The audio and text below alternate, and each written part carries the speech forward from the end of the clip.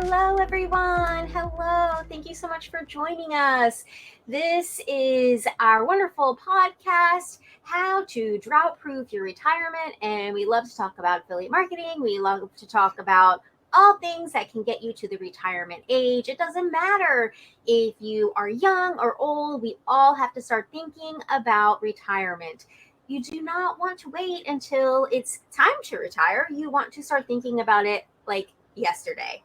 So my name is Kristi Hall. I am so excited to be here. I am here with my partner in crime, my wonderful, wonderful Marian, and I'm going to let her introduce herself. But we also have a very special guest here. She is my new friend. We have known each other for quite a few months now, and her personality is like a radiant. She is funny. She is heart-centered. She is just everything that I wish I could be. She dances on TikTok, and I love her so much. So when I knew that we were going to have her on the podcast today, I was super excited because she's definitely my kind of people. So Marian, would you please introduce yourself, and then you can ask our wonderful, wonderful guest to introduce herself. I sure will. Well, good morning, good afternoon, good day, wherever you are in the world. We're happy that you're here. I'm Marian LaSalle, and as Kristi kind of introduced me a little bit, her partner in crime. Now, we haven't committed one yet, but man, I believe we're working on it. I am the kind of friend that will help you hide the body. So that's, that tells you something, right? You want a friend like that. Mm-hmm. And did you happen to hear my post on Facebook yesterday? I said, I need some responses to what I just overheard. And it was my husband asking Alexa, can you block my wife? So that is what I'm not sure about that.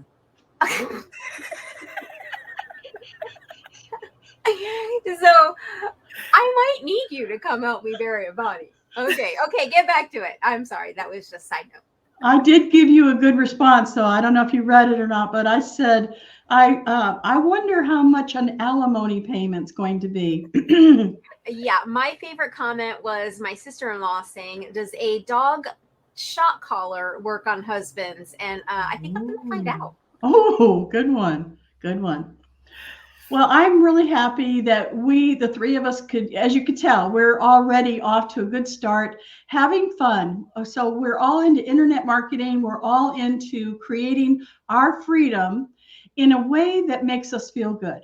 We want to be able to work from anywhere. We want to be able to use the internet to reach out to people all over who have like minds. Heart-centered, like-minded, and just the feeling that you're with your people. Ashley and I were talking about that earlier today, and that right there was enough for me to write a whole new book. Let's find our people. Let's find the people that we feel comfortable with and make money at the same time, having fun. Yes, sounds good. All right, so without further ado, I would like to welcome Ashley Casper to the Drought Proof Your Retirement show, because she's doing just that. And I know that we both have good corporation stories, so I would like you to start off, Ashley, by telling us a little bit about who you are and, what's your story? We want to hear. Absolutely. Thank you so much, Kristi and Marian. I'm excited to be here. As she said, my name is Ashley Casper. I'm a mom of 4. We have a blended family, so I only gave birth to 1. The rest of them I get to pull into my life, and I didn't have to go through the pain and labor to get them. Oh, that's good. Married to my absolute best friend. We got married in 2020, and none of this would be possible if it were not for his support and him being my absolute biggest cheerleader. And so background about me, I worked 14 years, started out in just a small office, literally in the middle of a cow pasture out here in Georgia. And I started out from, it was the work release program. That's what my boss would call it from school. I would leave school and go into the office, and I wanted to work or at that point, I wanted to be like administrative. I wanted to work in an office. That's what my mom had done. I watched her. She had great work ethic, and I admired my mom so much. So I was kind of following in her footsteps. And I grew with that company. I stuck with that company. I grew from a receptionist to an actual department manager. And that company also grew in the process of that and became a part of a corporate company. And climbing the ladder, doing all the things, kissing the butts, unfortunately. And I was following leaders that at the time I thought were good leaders. But it became quickly, like through those years, it became very relevant that they were not good leaders. And one day I woke up and I'm getting ready for work, and I get a call from my boss, and he says, "Don't come in the office today." I was like, "Okay, what's going on?" He says, "We're laying everybody off." I was like, "Including me?" He said, "No, you're one of the safe ones." I was like, "Okay, so you're laying off my team. I need to be there." "No, we don't want you there." So I couldn't even tell my team goodbye. I couldn't be there, and I was we live in a small town. So while this was a big corporate company, this was something unique for our little town to have a piece of corporate America within it. So while the company was big, it still had kind of a small family feel within it. So losing my team was really hard for me. And the same day that happened, my mom got the news that she had stage 4 lung cancer. And she went downhill really quickly. So kind of in the midst of that, I started working from home. I was taking care of my mom. And I was working from home because they were closing our office down, but they also had me training everybody that was going to be taking my team's place in California. So I knew that my time was limited. They were having me train somebody else. It was a matter of time before I was going to be gone too. So I started looking elsewhere. And so my mom actually passed away within 3 months. She had a really quick and short battle with cancer. And while it was devastating, it was also probably one of the best things that could have happened to me to push me out of my comfort zone. Honestly, I think a lot of there was a little bit of a codependency there on my mom of wanting her approval of every little thing that I did. So breaking free from that by losing her allowed me to find who I wanted to be for myself. And I overcame so much. I got out of a really toxic relationship. I quit smoking. I quit drinking. I'm healthier now than I've ever been. And I have a family, a beautiful family now. And so, yeah, leaving corporate America and not going back has kind of led me. So leaving corporate America was really what pushed me I've always wanted to be an entrepreneur. As a kid, like I remember I wanted to do the Babysitters Club. That was one of the big things when I was a kid, was watching the Babysitters Club. So at 7 years old, I was planning a babysitting gig, knowing nobody was going to trust me with their kids, but I was planning for the future. So I always knew that being my own boss was a thing. It was going to be, something, but I never really pursued it hardcore until losing mom and realizing that climbing the ladder and doing those things, when she passed away, she had worked for a company for years and she had a trailer that she paid $1,000 for that she left to me. That was all she had.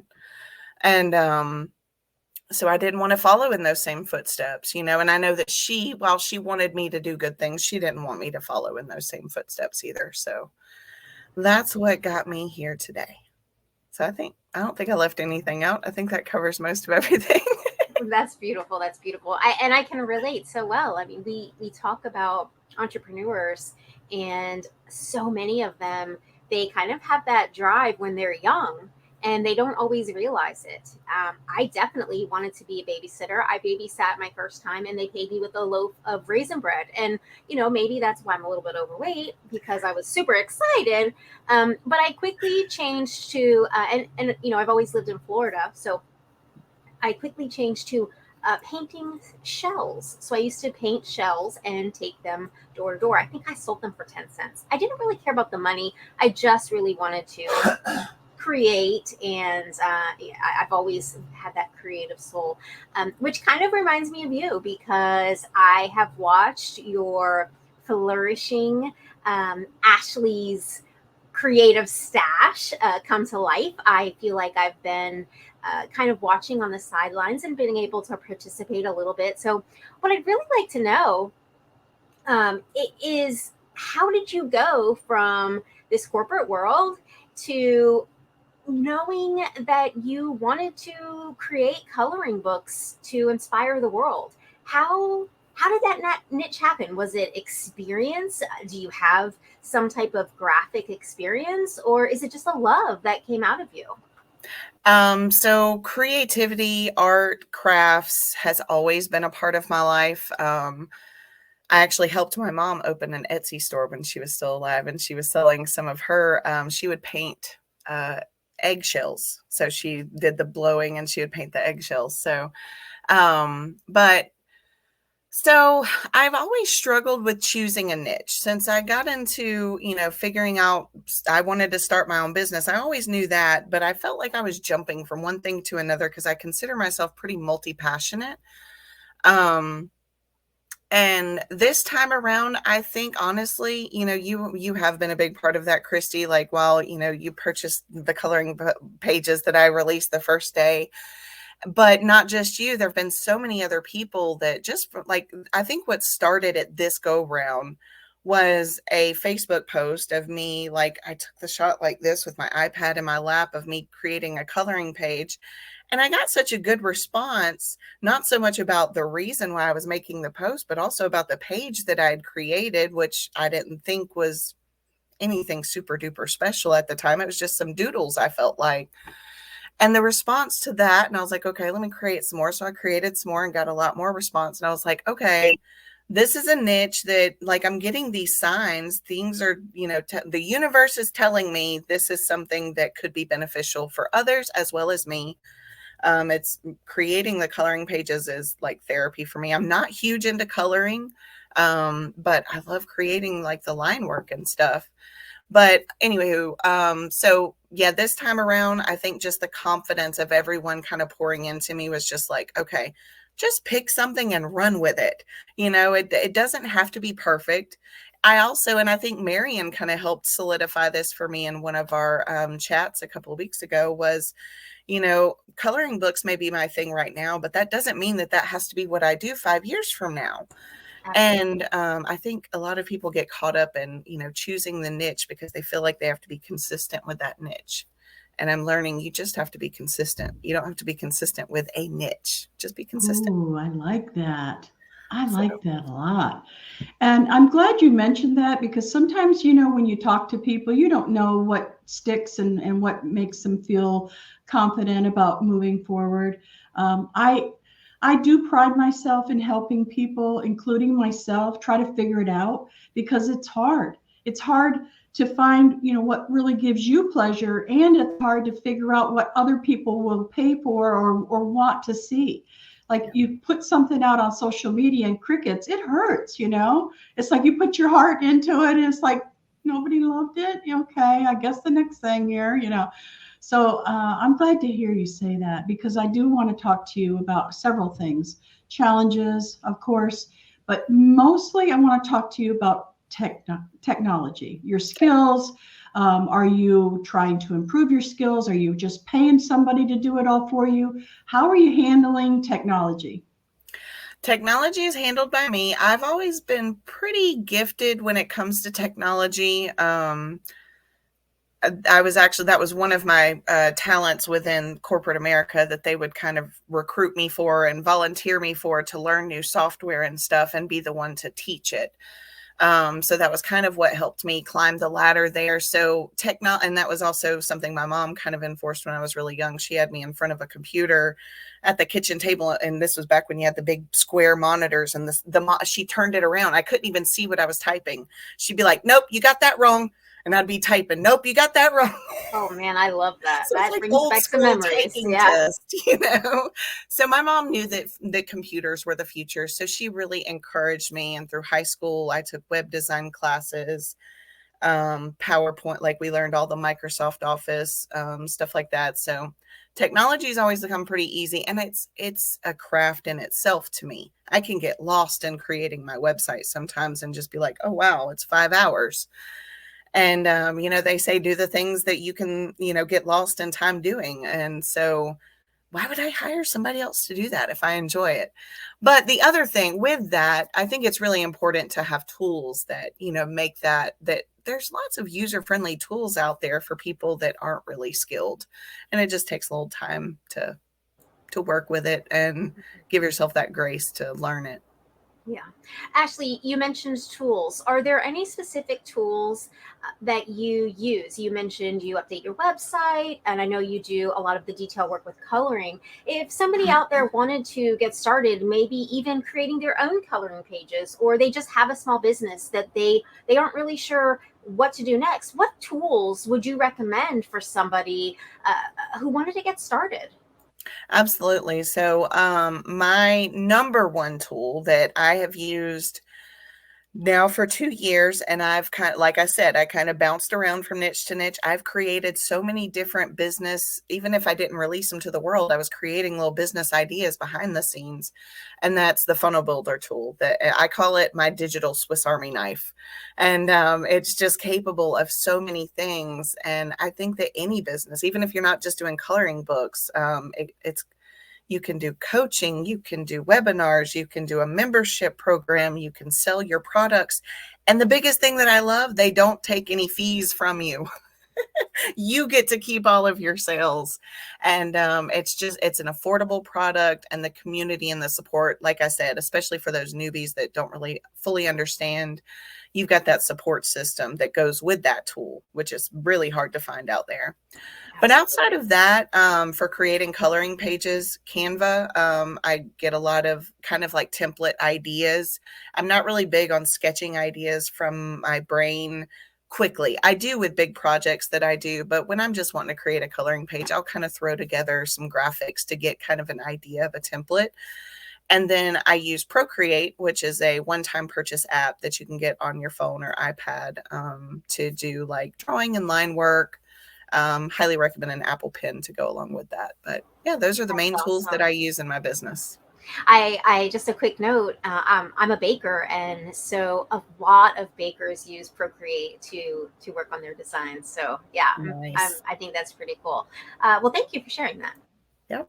I've never heard of Procreate, so we might want to dive into that a little bit, but I do have some more questions about technology. So one of the things that I think is important for people who are not creative or who are not technical is that they understand that it's okay to hire people to do what you don't want to do. And you did mention time. You said, 5 hours could go by. Well, some people don't have a spouse. They don't have another income. They are like time sensitive. And so I want to encourage people to look for someone who can help you with those tools or that technology that you don't have the time, to spend 2 years learning. I am the same way, Ashley. I know Kristi is too. We're self-taught. We understand that in order to really get someplace, you need to teach yourself. You need to get in there and learn it. But maybe when you're first starting, you could hire somebody that could help you. And I know quite a few people that feel that way. Technology scares the bejeebers out of them. And I don't want those people to say, well, Marian and Kristi and Ashley, they're really, accomplished because they do their own. And I can't do that, so I might as well go get a job. No, it's not quite like that. Yeah, and I would totally agree. And I would even add, like I said, with our tool, and I actually had this conversation with a fellow member this morning that uses this tool. And I was like, our tool, even if you don't have those skills, our tool comes with that support group. And there's someone in there. Like, there's always somebody that shows up not looking for money, not looking for payment. Like, oh, this is how you do that. Oh, you can't. Like, Bryce made a video for me today or the other day because he was like, I was like, how'd you do that? And he sends me all the details. I'm like, that is way beyond me. He goes, I'll make it for you in a minute. Just send me this. I was like, oh my gosh.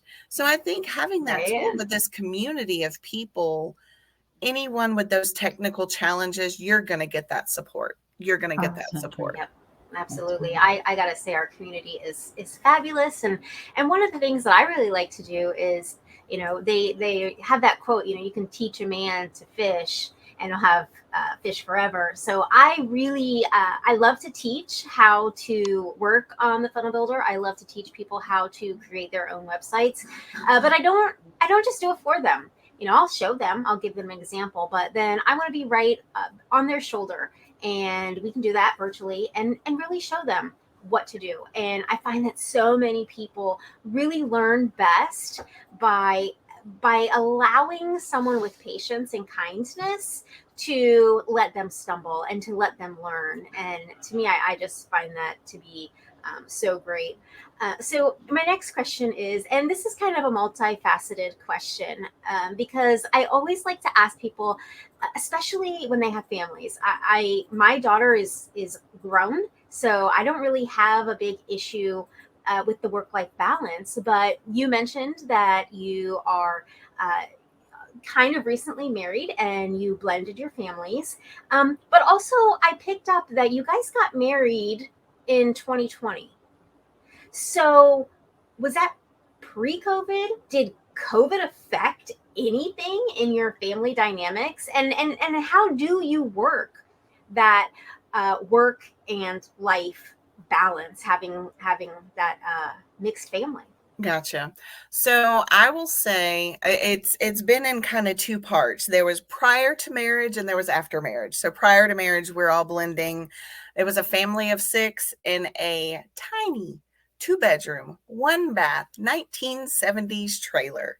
And the second bedroom was an added storage building. So that's how small this place was. And I will say the pandemic for us was honestly kind of a breath of fresh air. But we embraced being able to just all hang out at home together. And while we had our small space, like we turned our living room into like the party room. It had decorations up, sheets hanging all over. It was like a tent. The kids could just sit in and watch TV all day. We spent a lot of time outside. So that really helped us blend. It was really hard to get work done during that time, though, because of the small space. I worked a lot with my headphones in back then. I can't do that as much these days. It's something about me getting older and not being able to focus. But so that was a lot back then. But I would say, we bought our house and got married. We actually moved into our house the same week we got married in our backyard. So it was all very, very quick and fun. And but blending the family and also finding that balance has been a struggle.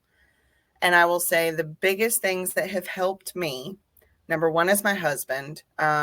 We are, I guess you could say, we are blessed. It wasn't a blessing how we got there, but my husband was injured in Iraq very severely. And thankfully to that, he is fully retired. So he's home all day with me. And he's not so much of a morning person. So I handle the kids in the morning. He handles the kids when they come home from school. He's making sure they get their homework done. I'm still up here working. And so once I drop the kids off, it's workout. And then I have the rest of the day to pretty much work out, or, you know, sometimes we'll get some things done around the house. But usually the evenings is whenever I kind of treat my day like a typical work day, as if I was going somewhere. The other piece of that is my kids do chores. I'm big on contribution and teaching them to contribute to wherever it is that they're at, whether that's here, if they stay with a friend, they clean up, you know, that's really big. So teaching them to do their chores and their responsibility. And so I would spend a lot of time repeating myself because they're teenagers, they're kids. But my husband and I, we find that we do things differently, and it would confuse the kids. I would tell them, well, you got to do this chore this way. But when I'm not around, Dad would say, do it this way. And they would get really confused. And so I was like, okay, I'm going to take my corporate America training and I'm going to write SOPs for the Casper household. So my kids have chore SOPs so they know how to do things if I'm not around. And if dad's not, there's no more confusion. Like there's no more mom and dad going downstairs and going, why didn't you do this? And they go, well, you didn't teach us to do that. And they will use that against you. It made me happier. So everybody contributing really, really helps. So. Excellent. I'm glad to hear that. And that really helps me with my next question for you, Ashley. I hope you don't feel like we're bombarding you with questions, but we are. My next question is, do you work with people, and what does that look like? So if somebody's watching this podcast or listening, because we are on iTunes and Spotify and all the great places, but if they're watching you on YouTube and they say, you know what, I'd like to work with Ashley, how would they go about doing that? And do you work with people? What does that look like? Yeah. So you can connect with me by visiting ashleyscreativestash.com. That's how you can get onto my email list right now. If you're in the coloring world, we can totally jump into that. But as I said, I've dabbled in a lot of different things over the years. And I feel like with that comes a little of experience. And I want to share that with people that want to do something, but are like I was and not really sure what they want to do. And if that's you and you feel like, you know, our energies are kind of aligned and we can work together, yeah, sign up on my email list. And then the first email you get from me, just click reply. And I'd love to just hear your story, what drives you, what your passions are, what you're interested in, what you want to do. And we can come up with a plan from there. Like, I have no doubt in my mind that we could come up with a plan as long as there's that openness and willingness to learn and try new things and not be afraid to fall, because we'll be there to pick you right back up. Right. You know, we often learn that if you're prepared, that the opportunity will come. And absolutely. You know, it sounds like you have prepared, and that is how this niche kind of hit you. And also, you know, you can teach others how to do that. So what I want to ask you, and this is such a cliche question, but it is really, especially for you, I think that this question is going to be brilliant. Where do you see your business in the future? So I've thought a lot about that. And the biggest thing I can think of right now is just market expansion. And when I say that, it could be with coloring or it could be with other things. So I'm totally open to whatever universe throws at me that, you know, is like, okay, this is the way you're supposed to go. But I envision whatever that is, it's definitely market expansion. And I would love to work with people locally as well and really bring the energy from everything that I've learned from this online community that we have and start bringing it locally, because I think so many more people need it. So that's about, I've thought a lot about it. There's a lot of different directions 5 years could take me, but definitely expansion and just continuing to grow so that I have more value to add to others. Thank you, Ashley. Well, I just always hate it when it's time to leave, but darn it, you know, time does tick on, doesn't it? So I'd like to say thank you, Ashley, for being here with us today. Kristi, as usual, you're always heart-centered, and that symbol means you. You know that in our whole community, everybody knows that that's Kristi. We see Kristi when we see the heart hands. I know. Yep. Isn't it great? And thank you so much for having me. This was a blast. Oh, good. I'm glad. We want you to come back. Yeah. We want you to come back. And if you have something special to offer people, we want you to bring it with us. Bring it with you, not with us. Yeah. So I want you to see that there's a ticker that is kind of going across the bottom of the screen here.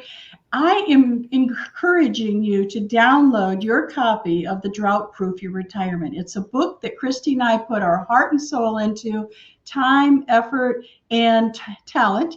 Put everything that we could think of that would help you make sure that your retirement looks the best that it can look. Okay, so what does that look like? Well, it's different for everybody. You might want, to retire in a grand style, or you might want to just retire comfortable, or whatever it is that you see your retirement. Start early. We're not talking about somebody that's 80 years old. Okay, we're talking about starting early to think about what your retirement's going to be. And it could be that you just retire from corporate America, just like Ashley did, and I did, and Kristi did. We all retired early, right? We didn't wait till we got the watch and whatever, right? We said, no, we're gonna do it today. So thank you for joining us. Go get your book, and let's say goodbye, everybody. Bye. Thank you so much, Ashley. Thank you guys for watching. We love you. Bye, everyone. Bye for now. How do you make dreams come true? It takes faith to make your dreams come true. Life has something special right here for you. Everything has a season, a reason to grow. So don't be discouraged by your obstacles. No. Never give up your right to be happy. Never give up. Be all you are meant to be. Things will always come to get us down, and it only gets worse when we start to frown. Let's keep hope alive in our hearts. Smile with gratitude, that's when the magic starts. Never give up your right to be happy. Never give up. Be all you are meant to be. Never give up your right to be happy. Never give up, it's your life.